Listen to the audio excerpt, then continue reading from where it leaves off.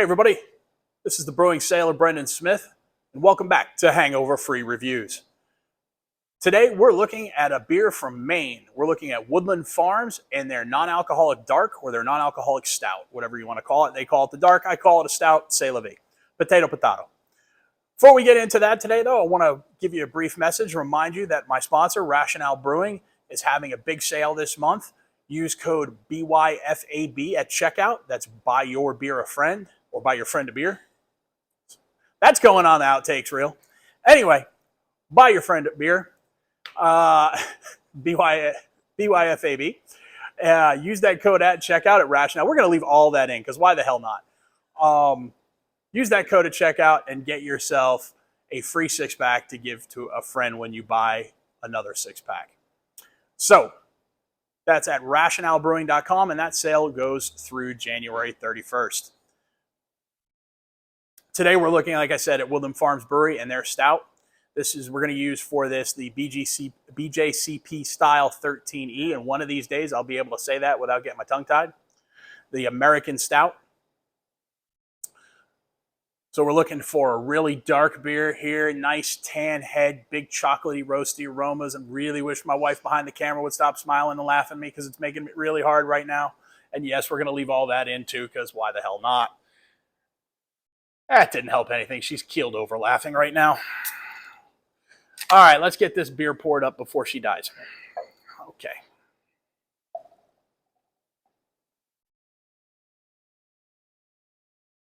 Okay. So, as you can see, nice jet black appearance. Beautiful, thick, dark tan head. Really lovely appearance. Exactly what it's supposed to look like. We're going to give it a 3 out of 3 on appearance. Look, I know I give appearance and mouthfeel a 3 out of 3 and a 5 out of 5 a lot. But if you're brewing professionally, if you can't nail down the appearance and mouthfeel of a style, you probably shouldn't be brewing professionally. So those are the easiest things to get right. I mean, you put the grain bill into a computer. The computer tells you whether or not it's going to come out to the right color. If you can't get that right, you got no business selling beer. Anyway, so 3 out of 3 looks great. Let's see how it smells. Okay. Wow. That wasn't a bad wow, by the way. So you get a little dark chocolate here, but that's some roast. I mean, that's Starbucks level I burnt my coffee roast. I mean, not quite burnt, but pretty close. That is super roasty.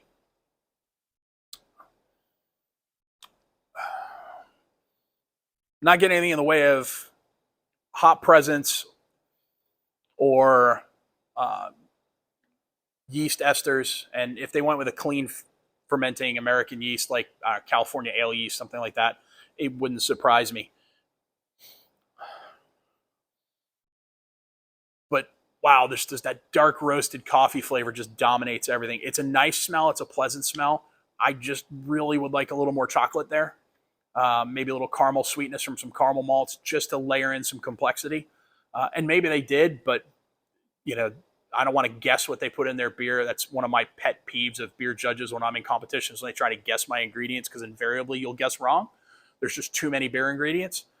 But whatever they did or didn't put in, the roast is just superseding everything. So it's a pleasant smell. I would have just liked a few more aromas to be balanced with it. So we're going to give it a good score, but not a great score. We're going to get it 9 out of 12 on aroma. So let's give it a taste, shall we, and see what we're looking at.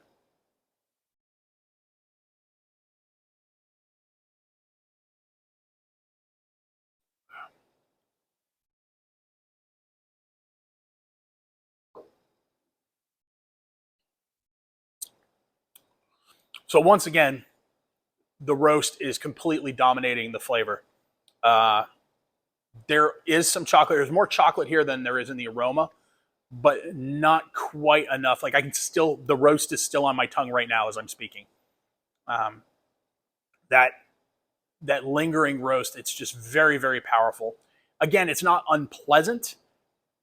I just think it would be slightly more to style and a little bit better balanced had they added a little bit more caramel, a little bit more chocolate flavor to it. Again, not bad, just not fantastic. So we're going to give this 14 out of 20. The mouthfeel, like I said, if you can't get the mouthfeel right on a beer, you probably shouldn't be brewing professionally. And they didn't mess up here. The mouthfeel is right. It's very silky smooth. It's very velvety across the tongue. It's very luxurious across the tongue. Surprisingly so for an NA beer. One of the better NA stouts I've had, if not the best, in regards to mouthfeel that I've had so far. I know some other ones are pretty good too. The All Out from Athletic, S'mores from Untitled Art. I've also got to try the dark chocolate, which is actually right here behind me. The chocolate milk brew from Untitled Art. So I'm at the Bearded Monk in Denton, Texas, and the owner here, Ben Easley, does a great job of catering to the non-alcoholic beer community. If you're ever in the Denton area, I highly recommend you coming in. Even if you got friends who are alcoholic beer drinkers, then I got them taken care of too. You guys can have a great time, drink together. You can stay sober or moderate, whatever you're choosing to do, and Ben will take care of you. So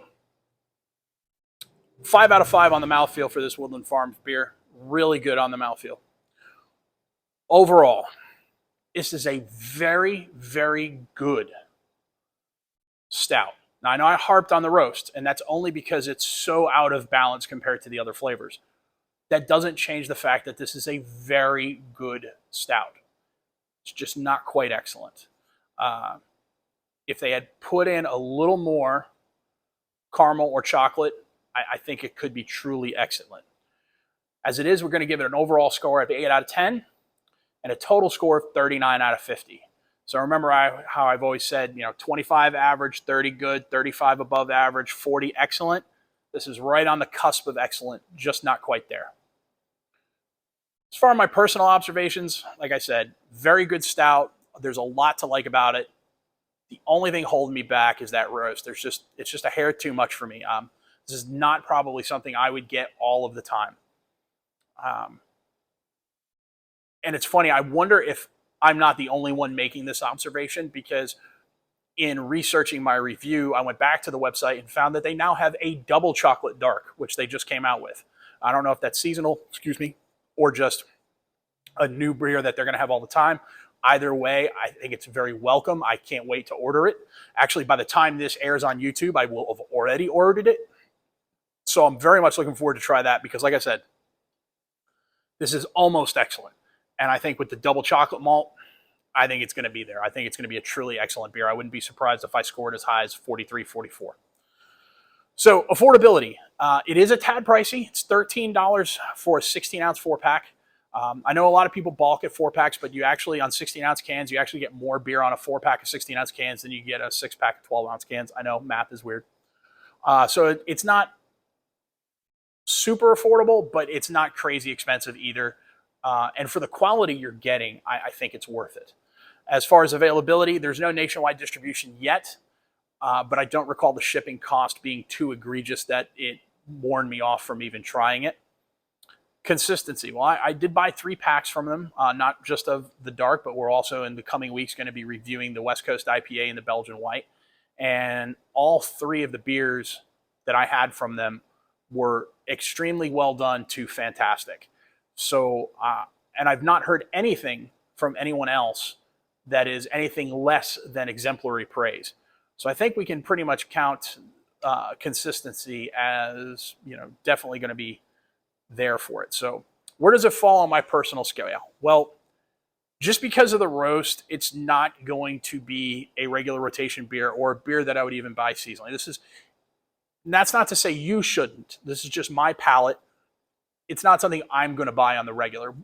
If I went into a bar or a restaurant and they had this on the menu as one of the only NA options, or it was this and Heineken Zero, oh God, yes, I'm getting this every single time.